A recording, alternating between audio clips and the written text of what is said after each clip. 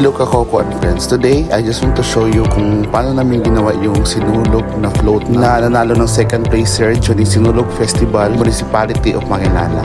First is nag-start ko for brainstorming Kakoko. Like nangayo og karton sa amo ang silingan o mga newspaper kay gamiton na mo sa calligraphy. Shout out tayo kati sa Ling Notarte nga naghatag og newspaper at the same time og karton nga gamit na mo sa calligraphy para makuha na mo ang Sinulog nga theme. After na mga Kakoko and friends, grabe ka busy sa shop kay si Papa na apoy gihimo. Ipakita na po ako sa inyo ha kung yun sa na mo paghimo ang body sa butterfly. And for how many hours mo na ni ang result sa amo ang lettering or calligraphy sa Sinulog. And after that is gi-paint na namo siya. Ibi ang katasan ni mga Kakoko and friends is 10 inches every letter. Made lang yun din siya og karton og newspaper og tissue. And of course, di yun mawala ng mga stick glue. And finally, nakita na namo ang result kung unsay effect ani or unsay nawong ani among gihimo sa Sinulog calligraphy. Kung gamito namo ni during sa float parade sa Makilala. Kung one of the highlights mga Kakoko and friends, try po na ring circle ni para ibutang na mo dito sa nag-prepare ko na mga Kakoko and friends, grabe ang brainstorming na ako kay gusto na ko ang concept na pagka-butterfly gamay. Then, upload sa fiesta nga, giingon nga theme for Sinulog Fest. Then, dili kay ni mahal ang mga props during that time mga Kakoko kay amo ang mga props na is more on paper,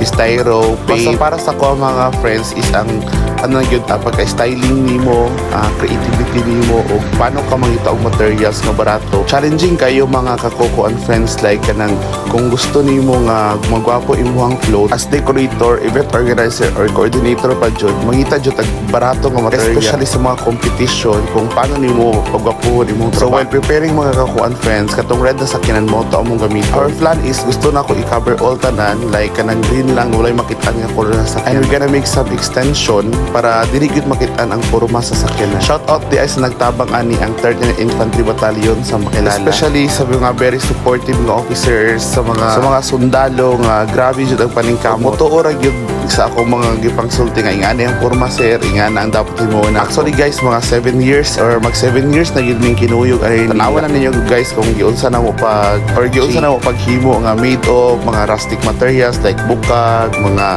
styrofoam, mga unsa nga pwede ibutang dira. Actually mga Kakoko and friends, kanang nga materials dira is more on arts. Kanang dako nga santo ninyo dira mga Kakoko and friends is gi-paint gyud na ako. Actually 3 times attempt na before na ako nakuha ang gamay nga naong ni santo ninyo. Pero maka-amaze kayo mga Kakoko and friends kay sa lalaki o babae nga sundal lang tinabangay jud mi. Nga na sila mohatag og suporta sa imong mga kung friends. Kung itap lang gyud na nimo sila, dili gyud sila magdoda og tabang sa inyo. For the information of everybody po, nahuman na mo ang float within 3 days gyud na mo paghimo mi ani in line with the celebration of Sinulog Festival diri sa Municipality of Makilala North, Cotabato. Kana nga moment nga mga Kakoko and friends is gibutan na mo highlight ang mong Viva Pit Senior para mailhan siya kung naamo sa layo man. And after that, we're preparing for our logo kay collaboration of 3rd Infantry Battalion and Gawang J Taripi Events ang among float ni Himo. And finally, this is our concept. So ang kulang nga na mga Kakoko and friends is bulat. Since fiesta lang team, I'm just planning to make in a sequence of made of plywood and through the help of this young soldier. Amazing kayo ilang pagtabang o pagpanerbisyo. And I would like to say thank you sa gina-prepare na coffee ni Ate Lagba. Mawari jud good dili ko makapamayento o makakaon. And that is our final output sa among sequence of vlog. Og later on ipakita na ko sa inyo ha kung paano mi nagbutang ng mga bulak ana guys. Yun sa na mo napagbutang ng mga props dira nga maging. So nakita ninyo ang mga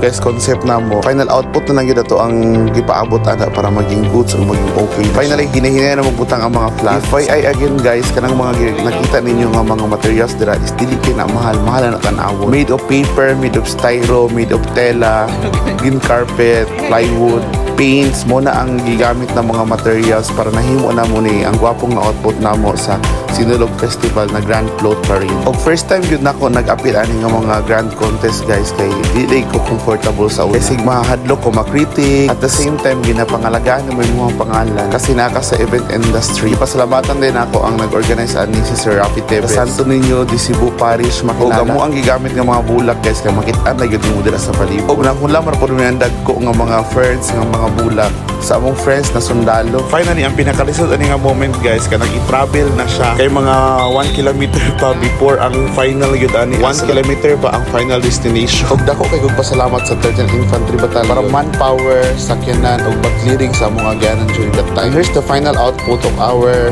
Grand Float entry, Municipality of Makilala. Pinakadako, pinaka-unique sa tanan, pinakagamay nga budget na nga nakita na ko nga float during that time. But anyway, thank you gyapon nakuha na mo ang second placer during Sinulog Grand Float Parade Municipality of Manila. Pasensya lang, natulak na mga sakyan kay nag-overheat na during that time. Pero still go gihapon kay laban basta competitive ta. Again, special thanks to 39th Infantry Battalion and Gawang JE Taripi event. Just follow us guys, Gawang JE Taripi event. Just follow and like my page and like my personal account, Taripi EJ. And congratulations everyone from street dancing competition, float